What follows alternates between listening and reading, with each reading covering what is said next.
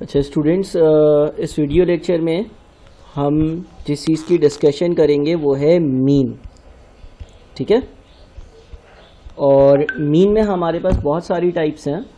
Arithmetic mean है, geometric mean है, harmonic mean है। तो हम इस स्पेसिफिक वीडियो लेक्चर में जो डिस्कशन करने वाले हैं वो सिर्फ़ और सिर्फ अर्थमेटिक मीन की डिस्कशन करेंगे। ठीक है, सिर्फ़ और सिर्फ अर्थमेटिक मीन की डिस्कशन को करेंगे इस वीडियो लेक्चर में। अर्थमेटिक मीन देखेंगे कि क्या है और उसकी जो प्रॉपर्टीज़ होती हैं वो क्या हैं, ये दोनों चीज़ें हम देखेंगे। ठीक है, अच्छा जी। अब फॉर एग्ज़ाम्पल लेट्स से, अगर एक सिंपल सी एग्ज़ाम्पल लें, लेट्स से मैंने एक क्लास है और उसमें एक 10 मार्क्स का एक टेस्ट कंडक्ट करवाया और इस क्लास में जो है ना वो 4 स्टूडेंट्स हैं। एक स्टूडेंट के आए 2 मार्क्स, दूसरे स्टूडेंट के 8 मार्क्स आए, तीसरे स्टूडेंट के जो है वो आपके 9 मार्क्स आए और चौथे स्टूडेंट का 1 मार्क आया। मुझे अगर ये मालूम करना है कि यार इस क्लास के एवरेज मार्क्स क्या आए तो उसको मैं अर्थमेटिक मीन कहता हूँ। और कैलकुलेट कैसे करूँगा? 2 + 8 + 9 + 1 डिवाइडेड बाई 4। सबके मार्क्स ऐड किए और 4 से डिवाइड किया तो 2 + 8 + 9 + 1 जो है वो 20 बनता है। 20 को मैं 4 से डिवाइड करूँगा तो मैं ये बोल दूँगा कि भाई इस क्लास के जो एवरेज मार्क्स है ना वो हैं 5। ठीक है, इस क्लास के जो एवरेज मार्क्स हैं वो हैं 5। अच्छा, इसको सिंबल्स की फॉर्म में कैसे लिखा जाता है? फॉर एग्जाम्पल एक क्लासरूम है और उस क्लासरूम में कुछ बच्चे हैं जिनके मार्क्स आए, जिनके मार्क्स में x से डिनोट कर रहा हूँ और वो हैं 2, 8, 9 और 1, यानी कि यही वाली एग्जाम्पल है। तो मैं करूँगा क्या, पहले इन सबको ऐड करूँगा और फिर मैं 4 से डिवाइड करूँगा। इन टर्म्स ऑफ सिंबल्स हम इसको लिखते हैं mu is equals to summation of x upon n। Summation यह सिंबल का मतलब होता है सम, और समेशन ऑफ x का मतलब यहाँ पर ये है कि जितनी भी x की वैल्यूज़ हैं, x की वैल्यू से क्लास में आने वाले जो स्टूडेंट्स हैं उनके मार्क्स डिनोट हो रहे हैं। तो समेशन ऑफ x का मतलब है x की जितनी भी वैल्यूज़ हैं उनका सम जो कि 20 है, अपॉन n, n यानी कि जितनी भी टर्म्स हैं, जितने भी लोग हैं, यानी कि यहाँ पर n 4 है तो हमारा समेशन ऑफ x 20 है, अपॉन n यानी कि 4 विच इज़ 5। ठीक है, अच्छा फिर एक चीज़ कहलाती है पॉपुलेशन और एक चीज़ कहलाती है सैंपल। फॉर एग्जाम्पल एक क्लासरूम है और उस क्लासरूम में जो है ना वो 10 बच्चे हैं। पहले के मार्क्स 2 हैं, दूसरे के 3 हैं, फिर 4 हैं, फिर 5, 5, 5, 8, 7, कितने लोग हो गए? 1, 2, 3, 4, 5, 6, 7, 8, अच्छा 9 और 10 लोग हो गए। ठीक है, एक क्लासरूम में टोटल 10 लोग हैं और अगर तो मैं इन 10 के 10 लोगों का मीन मालूम करता हूँ तो फिर तो 2 + 3 + 4 + 5, 5, 5 यानी कि 15 + 8 + 7 + 10, 9, 19, 58 आ रहा है। और आंसर होगा mu is equals to summation of x upon n, और आंसर आ जाएगा मेरा 58/10 विच इज़ 5.8। ठीक है, अच्छा यहाँ पर मैंने जो एवरेज निकाला वो क्लास के सारे स्टूडेंट्स का निकाला। यस, क्लास के सारे स्टूडेंट्स का एवरेज निकाला। इसको हम डिनोट करते हैं म्यू के सिंबल से और हम कहते हैं mu is equals to summation of x upon n। Sometimes ऐसा होता है कि हमारे पास जो डेटा दिया हुआ होता है उसमें से हम उस डेटा का कोई सबसेट पिक करते हैं। फॉर एग्जाम्पल मैं ये बोलूँ कि यार इस क्लास में जितने भी स्टूडेंट्स थे उनमें से लेट्स से इनका नाम था mister A, mister B, C, D, E, F, G, H, I, J. मैं ये बोलता हूँ इसमें से डी और एच के जो मार्क्स थे ना उसका एवरेज निकालो। बी के जो मार्क्स थे, डी के जो मार्क्स थे और एच के जो मार्क्स थे ना उसका एवरेज निकालो। अगर मैं ऐसा करूंगा यानी कि 3 + 5 + 7 अपॉन 3 करूंगा तो मेरा आंसर जो आएगा वो होगा 3 + 5 + 7 इज 15, 15 अपॉन 3 इज 5। ये कहलाएगा sample. What is sample? Sample पूरी पॉपुलेशन में से एक एक्सट्रैक्ट को, एक हिस्से को, कुछ लोगों को या कुछ चीज़ों को पिक कर लें तो इसको हम सैंपल कहा करते हैं।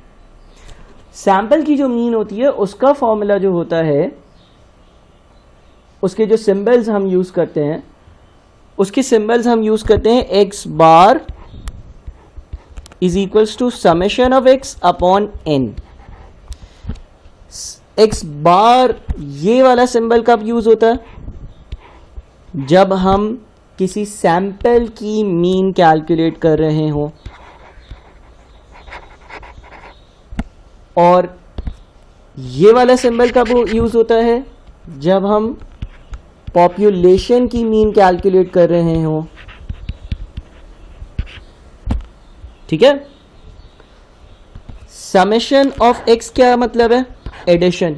Addition of what? Addition of values of x। Capital N किस चीज को डिनोट करता है? पॉपुलेशन में जितनी भी टर्म्स हैं उनको डिनोट करता है। और स्मॉल n किस चीज को डिनोट करता है? सैंपल की वैल्यूज को। अगर सैंपल है तो हम स्मॉल n यूज करते हैं। ठीक है।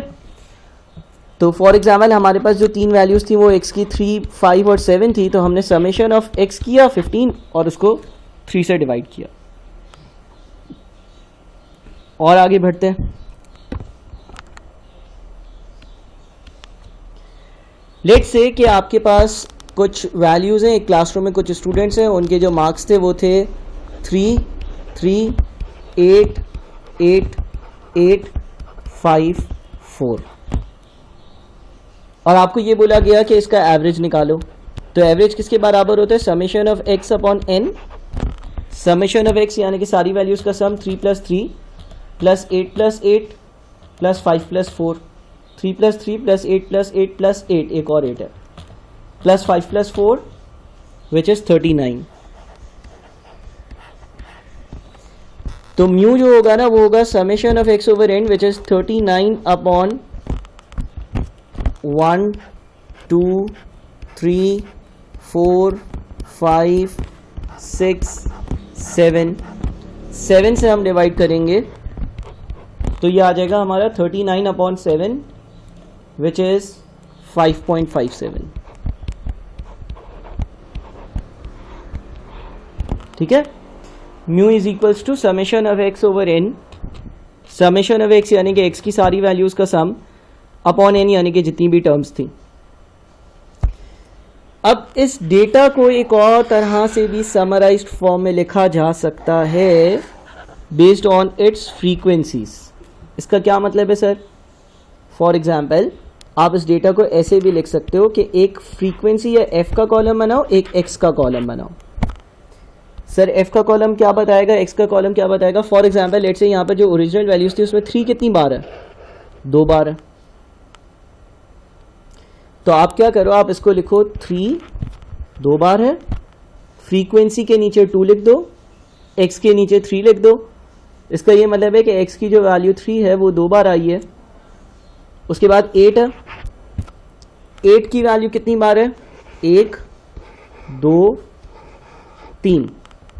तो यहाँ पर फ्रीक्वेंसी के साथ 3 लिख दो। उसके बाद 5 की वैल्यू कितनी बार है? 1 बार है। और 4 की वैल्यू कितनी बार है? 1 बार है। तो 5 जो है उसके साथ 1 लिख दो और 4 जो है उसके साथ भी 1 लिख दो। अब अगर मैं मीन कैलकुलेट करूंगा तो फॉर्मूला बन जाएगा summation which is addition mu is equals to summation which is addition of fx upon summation of f. अब fx क्या होगा? fx का मतलब ये है कि 2 multiplied by 3, 2 into 3 is 6, again 3 multiplied by 8, 3 into 8 is 24, again 1 multiplied by 5, 5 into 1 is 5, again 4 into 1, 4 into 1 is 4. fx को add करते हैं 6 plus 24 plus 5 plus 4 which is 39. देखो सेम आंसर बन रहा है जो यहाँ पर टॉप पर आ रहा था. ऐसा क्यों हुआ सर? आपने एक ही काम किया है ना. फॉर एग्जाम्पल ये जो 6 आ रहा है, 3 plus 3 is also 6, उसमें आपने 24 को ऐड किया. 8 plus 8 plus 8 is also 24. उसके बाद आपने 5 को और 4 को ऐड किया, सो 5 और 4 को ऐड किया 39. और समेशन ऑफ एफ क्या है? फ्रीक्वेंसीज का सम. फ्रीक्वेंसीज कैसे आई? 2 plus 3 plus 1 plus 1. 2 plus 3 plus 1 plus 1 is 7. तो ये हमारे पास 39/7 बनेगा. और 39/7 कितना बन जाता है? अगेन 5.57 बनेगा. ठीक है. तो इफेक्टिवली दोनों चीजें सेम है. सेकेंड वाले मेथड में हमने क्या किया है? हमने चीजों को समराइज किया है फ्रीक्वेंसी की एक रो को ऐड कर कर. फ्रीक्वेंसी की एक रो को ऐड कर कर चीजों को समराइज किया. ठीक है. फ्रीक्वेंसी की एक रो को ऐड कर कर चीजों को जो है ना वो समराइज किया हुआ है कि एक चीज भाई हमारे पास फ्रीक्वेंसी होती है और उस हिसाब से हमने चीजें समराइज की हुई हैं. ठीक है भाई. अच्छा, अब हमने देख लिया कि भाई मीन क्या है. मीन सिंपली एवरेज है. एक आखिरी एग्जांपल लिख लेते हैं. फॉर एग्जांपल 5 और 10 दो वैल्यूज हो, जो मीन होगी वो क्या होगी? Mean is summation of x. Summation of x is 15 upon n which is 2 which is 7.5. ठीक है. सिंपल. अच्छा, अब और आगे बढ़ते हैं भाई मीन की प्रॉपर्टीज पर. Properties of mean.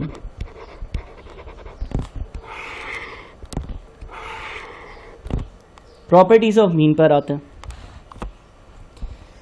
Let's say मेरे पास कुछ वैल्यूज हैं 5, 10, 15. मीन क्या आएगी? 5 plus 10 is 15, 15 plus 15 is 30, 30 divided by 3 is 10. Sir 10 आएगी मीन, है ना. 5 plus 10 is 15, 15 plus 15 is 30, 30 upon 3 is 10. तो मीन 10 आएगी. अब मुझे एक बात बताओ कि अगर मैं x की सारी वैल्यूज में फॉर एग्जांपल 3 ऐड कर दूं, x की सारी वैल्यूज में मैं अगर 3 ऐड कर दूं, तो जो x की वैल्यू 5 है, 5 plus 3 is 8. जो x की वैल्यू 10 है, 10 plus 3 is 13. जो x की वैल्यू 15 है, 15 plus 3 is 18. अब मीन क्या बनेगी? मीन बनेगी 8 plus 13 plus 18 which is 39 divided by 3 which is 13. अब एक बड़ी इंटरेस्टिंग प्रॉपर्टी को नोट करना, वो ये है कि अगर मेरे पास कुछ x की वैल्यूज़ हों, अगर मेरे पास कुछ x की वैल्यूज़ हों, अगर मेरे पास कुछ x की वैल्यूज़ हों और मैं उसका मीन कैलकुलेट करूं, तो वो मीन 10 बनता है. अगर मैं उन सारी वैल्यूज़ में कोई एक स्पेसिफिक नंबर वैल्यू ऐड कर दूं, फॉर एग्जांपल x की सारी वैल्यूज़ में मैं अगर 3 ऐड कर दूं, तो मेरा जो मीन है वो भी 3 से इंक्रीज हो जाता है। समझ रहे हो बात को? देखो अगर x की पहली, दूसरी और तीसरी वैल्यू तीनों में मैंने 3 ऐड किया तो जो मेरी मीन की वैल्यू थी वो भी 3 ज़्यादा होगी।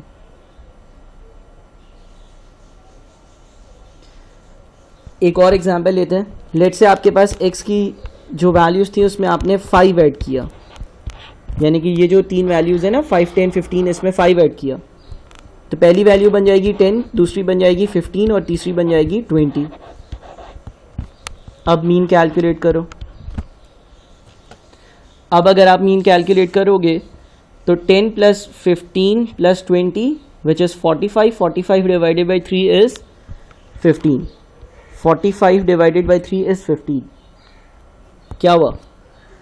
आपने x की जितनी भी वैल्यूज़ थी सब में जब आपने 5 ऐड किया, आपके पास x की जितनी भी वैल्यूज़ थी जब आपने सब में 5 ऐड किया तो आपकी मीन जो कि 10 थी वो भी 5 से इंक्रीज होकर 15 पर चली गई। वो भी 5 से इंक्रीज होकर 15 पर चली गई। ठीक है? आपने जब x की सारी वैल्यूज़ में 5 ऐड किया तो आपकी जो मीन है वो भी 5 से इंक्रीज होकर 15 पर चली गई। ठीक है? अच्छा, अब अगर कोई तुम्हें यूं बोल दे mean of x is equals to 10, mean of x is equals to 10 का मतलब ये है कि जितनी भी x की वैल्यूज थी उसकी जो मीन है वो 10 है, ये बता दे। Mean of x is equals to 10 और तुमसे ये पूछ ले कि मीन ऑफ x प्लस 3 क्या होगा, यानी कि अगर मैं x की सारी वैल्यूज़ में 3 ऐड कर दूं तो मेरी मीन क्या होगी। तो क्या मुझे ये वर्किंग करनी पड़ेगी 5 से 8, 10 से 13, 15 से 18 और फिर मैं ये कैलकुलेट करूं? नहीं करनी पड़ेगी, इसलिए क्योंकि मुझे ये पता है कि अगर मैं x की सारी वैल्यूज़ में 3 ऐड कर रहा हूं तो जो मेरी मीन होगी वो भी 10 से 13 पर चली गई होगी, 3 ज़्यादा होगी। अगर मैं x की सारी वैल्यूज़ में 3 ऐड कर रहा हूं तो जो मेरी मीन होगी वो भी 3 से ज़्यादा होगी, यानी कि 10 के बजाय 13 होगी। इसी तरह से अगर फॉर एग्जांपल कोई यूं बोल दे, अच्छा अगर देखो ये चीज़ें दी भी नहीं होती ना,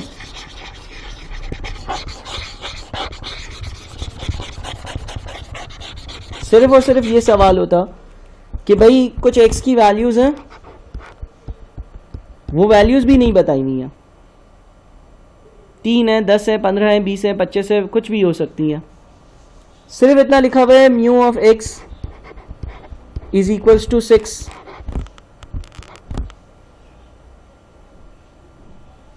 और आपसे पूछ ले mu of x plus 4 is equals to, तो आप बोल देना 10। बिकॉज अगर मैं x की सारी वैल्यूज़ में 4 ऐड करता हूं तो मेरी मीन भी 4 से ज़्यादा होती है, ये प्रॉपर्टी है। अब इसमें x की वैल्यूज़ जो भी हों, जितनी भी हों, कोई फ़र्क नहीं पड़ेगा। इसकी एक एग्जांपल भी बना लेते हैं। आखिरी एग्जांपल इस तरह की केस की, फॉर एग्जांपल x की 2 वैल्यूज़ लिखी हुई हैं,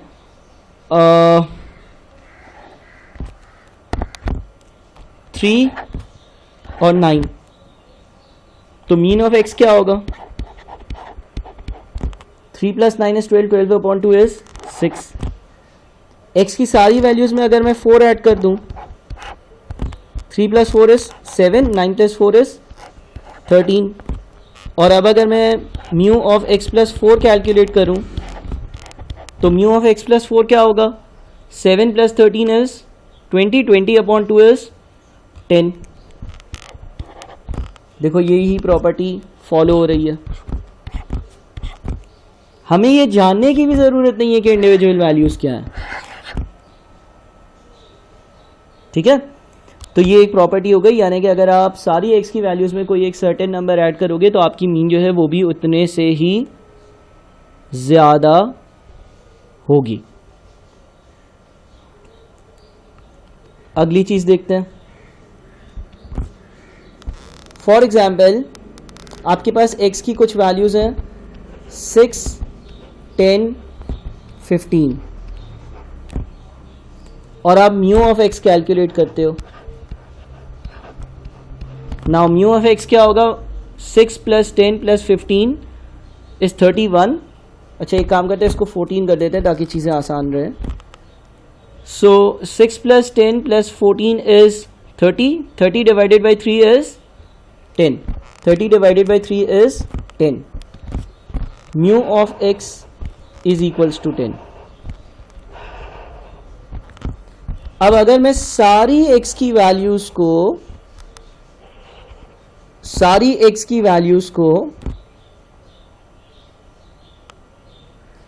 4 से मल्टीप्लाई कर दूं, सारी x की वैल्यूज़ को 4 से मल्टीप्लाई कर दूं, 4x कर दूं, तो ये वैल्यूज़ क्या हो जाएंगी? 6 × 4 इज़ 24, 10 × 4 इज़ 40, 14 × 4 इज़ 56। तो अब मेरी मीन क्या आएगी? 24 + 40 + 56, ये आपका 120 होता है। और म्यू ऑफ 4x जो होगा वो आपका हो जाएगा 120/3, और 120/3 जो है वो आपका बनता है 40। क्या प्रॉपर्टी नजर आ रही है?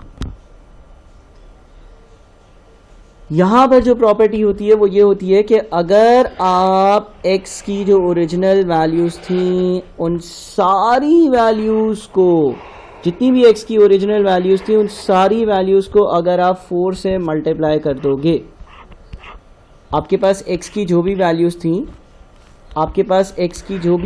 थी उन सारी वैल्यूज़ को अगर आप 4 से मल्टीप्लाई कर दोगे, आपके पास x की जो भी वैल्यूज़ थी आप सारी वैल्यूज़ को अगर 4 से मल्टीप्लाई कर दोगे तो आपकी जो मीन होगी ना वो भी 4 से मल्टीप्लाई होकर 40 हो जाएगी। ठीक है, एक और एग्जांपल कर लेते हैं। लेट्स से मैं 3x कैलकुलेट करता हूँ। 6, 10 और 14 ओरिजिनल वैल्यूज़ थी ना, तो 3 × 6 is 18, 10 × 3 is 30, 14 × 3 is 42, 18 + 30 + 42 is 90। So mu of 3x जो होगा वो क्या बनेगा? 90/3, और 90/3 क्या बनता है? 90/3 इज 30।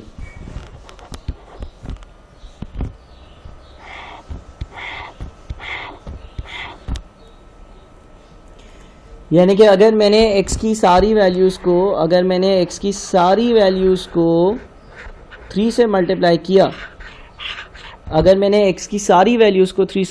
किया, तो मेरी जो मीन है वो भी थ्राइस हो जाएगी, 3 से मल्टीप्लाई हो जाएगी। 10 से 30 पर चली जाएगी, 3 से मल्टीप्लाई हो जाएगी।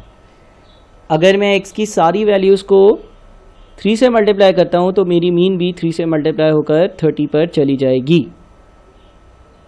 ठीक है, यानी कि अगर फॉर एग्जांपल किसी सवाल में कोई मुझे बोल दे म्यू ऑफ x जो है ना वो 10 है, और मुझसे वो पूछ ले म्यू ऑफ 5x क्या होगा, तो मैं कह दूंगा 50। या मैं यूं भी कह सकता हूं कि mu of 5x is equals to 5 multiplied by mu of x। यानी कि अगर x की सारी वैल्यूज़ की मीन जो है वो 10 है, अगर म्यू ऑफ x जो है वो 10 है, अगर म्यू ऑफ x जो है ना वो 10 है, तो म्यू ऑफ 5x जो होगा, म्यू ऑफ 5x जो होगा वो म्यू ऑफ x यानी कि x की जो मीन है मल्टीप्लाइड बाई 5 के बराबर होगा, विच मीन्स के 50 हो जाएगा, बिकॉज म्यू ऑफ x कितना है, म्यू ऑफ x 10 है, तो म्यू ऑफ 5x कितना हो जाएगा, 5 इंटू म्यू ऑफ x यानी कि 50 हो जाएगा। ठीक है, तो ये मल्टीप्लिकेशन की प्रॉपर्टी है। एक और काम कर लेते हैं, लेट्स से x की कुछ वैल्यूज है आपके पास 10 और 20, समेशन ऑफ x कितना हुआ 30, म्यू ऑफ x क्या हुआ 30 अपॉन 2 इज 15। अगर आप x की सारी वैल्यूज को 4 से मल्टीप्लाई करते हो तो 4x कैलकुलेट कर लेते हैं 40 और 80 120, म्यू ऑफ 4x क्या होगा 120 अपॉन 2 इज 60। अगर मैंने x की सारी वैल्यूज को 4 से मल्टीप्लाई किया तो मेरी जो मीन है वो भी 4 से मल्टीप्लाई होकर 60 बन गई। ठीक है, अगर मैंने x की सारी वैल्यूज को 4 से मल्टीप्लाई किया तो मेरी मीन भी 4 से मल्टीप्लाई होकर 15 से 60 बन गई। डिवीजन में भी ये प्रॉपर्टी चलती है। फॉर एग्जाम्पल x अपॉन 2 लगा दें, x की पहली वैल्यू 10 है, 10 अपॉन 2 इज 5, दूसरी वैल्यू 20 है, 20 अपॉन 2 इज 10, तो ये बनता है 15, यानी कि म्यू ऑफ x अपॉन 2 अगर लगाएं हम तो वो बन जाएगा 15 अपॉन 2 विच इज 7.5। अगर मैंने x की सारी वैल्यूज़ को हाफ कर दिया, 2 से डिवाइड कर दिया, 10 को 5 कर दिया और 20 को 10 कर दिया, तो मेरी जो ओरिजिनल मीन है वो भी हाफ आधी हो जाएगी। ठीक है,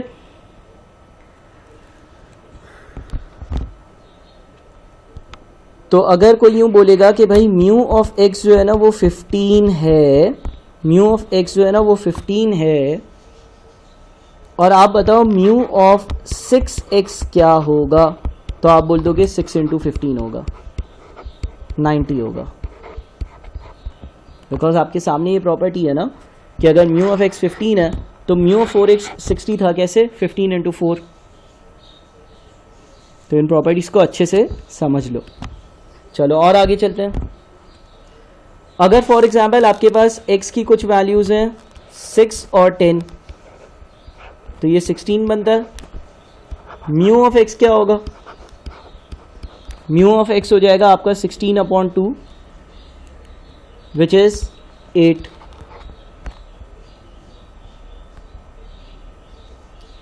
ठीक है, अब मैं एक काम करता हूं कि x की सारी वैल्यूज़ में 4 ऐड करता हूं, तो 6 जो है वो 10 बन जाएगा और जो 10 है वो 14 बन जाएगा, टोटल कितना होगा 24। तो म्यू ऑफ x प्लस 4 क्या होगा 24 अपॉन 2 इज 12। प्रॉपर्टी याद है ना, अगर x की सारी वैल्यूज़ में हम 4 ऐड कर रहे हैं तो मेरी जो मीन है ना वो भी क्या होगा 4 से इंक्रीज हो जाएगी। फिर एक मल्टीप्लाई वाली प्रॉपर्टी थी, लेट से x की सारी वैल्यूज़ को हम 5 से मल्टीप्लाई करते हैं, 6 5 30, 5 10 50, टोटल 80। म्यू ऑफ 5x क्या बनेगा 80 अपॉन 2 विच इज 40। यानी कि अगर आपने x की सारी वैल्यूज़ को 5 से मल्टीप्लाई किया तो आपकी जो ओरिजिनल मीन है वो भी 5 से मल्टीप्लाई होकर 40 पर चली गई।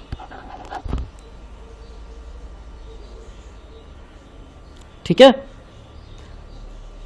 अब अगर दोनों काम एक साथ हो जाएं, फॉर एग्जाम्पल 5x प्लस 4। देखो पहले तो हम इंडिविजुअल प्रॉपर्टीज समझ चुके हैं ना कि अगर मेरे पास x की कुछ वैल्यूज़ हैं और उसकी मीन 8 आ रही है, सारी वैल्यूज़ में 4 ऐड करूँगा तो मेरी जो नई वाली मीन होगी वो भी 4 ज़्यादा होगी। और अगर x की कुछ वैल्यूज़ हैं उन सारी वैल्यूज़ को 5 से मल्टीप्लाई कर दूंगा तो मेरी जो नई वाली मीन होगी वो भी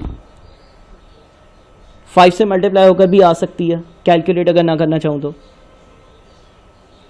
इसको समराइज भी कर देता हूँ, यूँ भी लिख सकते हैं mu of x plus 4 is equals to mu of x plus 4 और mu of 5x is equals to mu of x multiplied by 5। बराबर है दोनों। चाहे तो तुम इस 12 को 24/2 से कैलकुलेट करो तो भी 12 आएगा, या तुम इस वैल्यू में 4 ऐड कर दो तो भी 12 आएगा। इसी तरह से चाहे तुम 80/2 कर दो तो भी 40 आएगा, या तुम इस वाली वैल्यू को 2 से मल्टीप्लाई कर दो तो भी 40 आएगा। लेकिन अगर दोनों काम एक साथ हो रहे हो, अगर दोनों काम एक साथ हो रहे हो तो क्या होगा, यानी कि म्यू 5x प्लस 4। अब इसको कैलकुलेट करते हैं। 6 इंटू 5 इज 30, 30 प्लस 4 इज 34। और अगला क्या होगा, 10 इंटू 5 इज 50, 50 प्लस 4 इज 54 और 34 प्लस 54 इज 88। और अब हम कैलकुलेट करते हैं म्यू ऑफ 5x प्लस 4,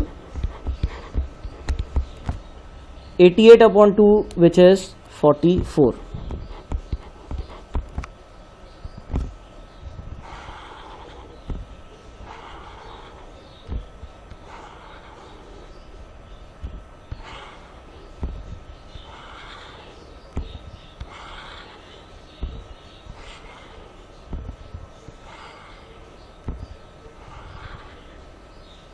ठीक है भाई। अब क्या प्रॉपर्टी चल रही है सर? देखो आप एक तो आपने 44 ऐसे कैलकुलेट किया, 88/2 से 44 आ गया।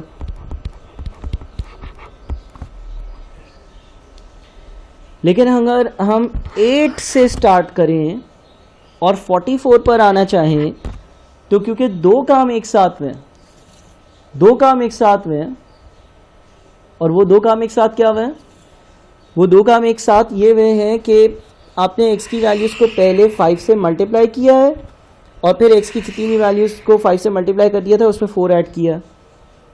इस सिनेरियो में क्या होगा, इस सिनेरियो में अगर मेरे पास फॉर एग्जांपल कोई 8 दे दे, कोई 8 दे दे, बोले कि म्यू ऑफ x जो है ना वो 8 है, और आप बताओ म्यू ऑफ 5x प्लस 4 क्या होगा, तो मैं बोलूँगा कि जो म्यू ऑफ x है ना जो कि 8 है, पहले तो उसको 5 से मल्टीप्लाई कर दो इस वाली प्रॉपर्टी के हिसाब से, और फिर उसमें 4 ऐड कर दो इस वाली प्रॉपर्टी के हिसाब से। ऐसे भी 44 आ सकता है। ठीक है। अब एक दो सवाल करते हैं। फॉर एग्जाम्पल लेट से आपके पास लिखा हुआ है mu of x is equals to 13, और सवाल आपसे पूछता है कि म्यू ऑफ x प्लस 6 की क्या वैल्यू होगी, यानी कि कुछ x की वैल्यूज है उनकी मीन है 13, कुछ x की वैल्यूज है उनकी मीन है 13, लेकिन अगर उन सारी वैल्यूज में 6 ऐड कर दिया जाता, अगर उन सारी वैल्यूज में 6 को ऐड कर दिया जाए या 6 को ऐड कर दिया जाता तो फिर मीन क्या होती, तो मैं बोलूँगा mu of x plus 6 is equals to mu of x plus 6 which is 13 plus 6 which is 19।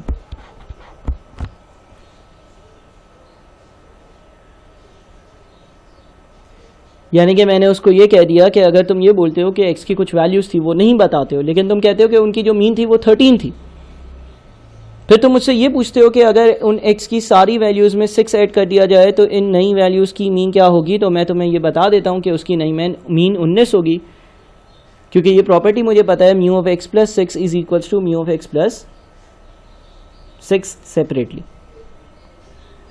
और इसी तरह से कोई बोले कि भाई म्यू ऑफ 4x बताओ, तो मैं बोल दूंगा 4 multiplied by mu of x which will be 4 into 13, और 4 इंटू 13 कितना आता है, 52 आता है।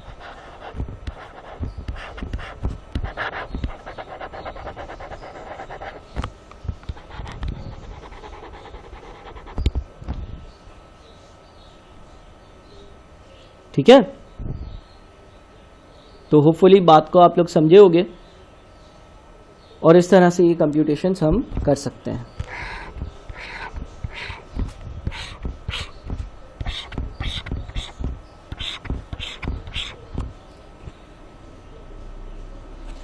अब ज़रूरत इस बात की है कि आप इन प्रॉपर्टीज़ को अच्छे से दोबारा से 2 बार 3 बार 4 बार 5 बार 6 बार देखें।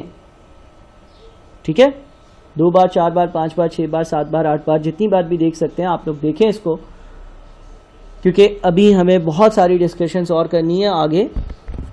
लेट से मैं कुछ और एग्जांपल लेता हूँ। लेट से मैं बोलता हूँ कि एक्स की कुछ वैल्यूज़ हैं 6, 10, 14, म्यू ऑफ एक्स बताओ कितना होगा। सो 6 plus 10 plus 14 is 30 upon 3 which is 10। ये बात तो समझ में आ गई। अगर सवाल ये बोल दे mu of a x is equals to 50 और तुम्हें बोले ए की वैल्यू बताओ, सवाल ने क्या लिखा, सवाल ने लिखा एक्स की कुछ वैल्यूज थी 6, 10, 14 और म्यू ऑफ एक्स 10 है, म्यू ऑफ एक्स 10 है।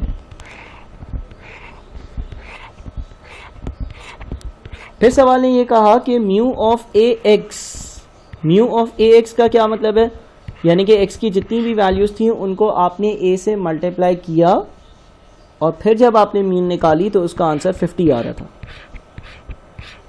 आपके पास x की जितनी भी वैल्यूज़ थी उसको आपने a से मल्टीप्लाई किया और a से मल्टीप्लाई करने के बाद जो आंसर आ रहा था वो 50 आ रहा था। सवाल ये पूछता है कि ये a कितना होगा। अब मुझे ये मालूम है mu of a x is equals to a multiplied by mu of x, ऐसा ही है ना, ये प्रॉपर्टी है। तो इस हिसाब से 50 is equals to a multiplied by 10 और a कितना होगा 5।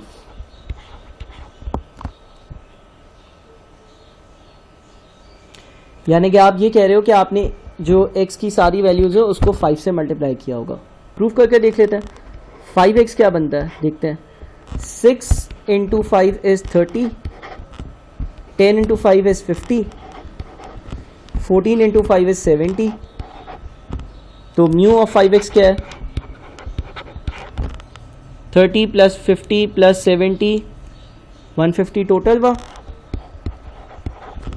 और ये 150 अपॉन 3 विच इज़ 50।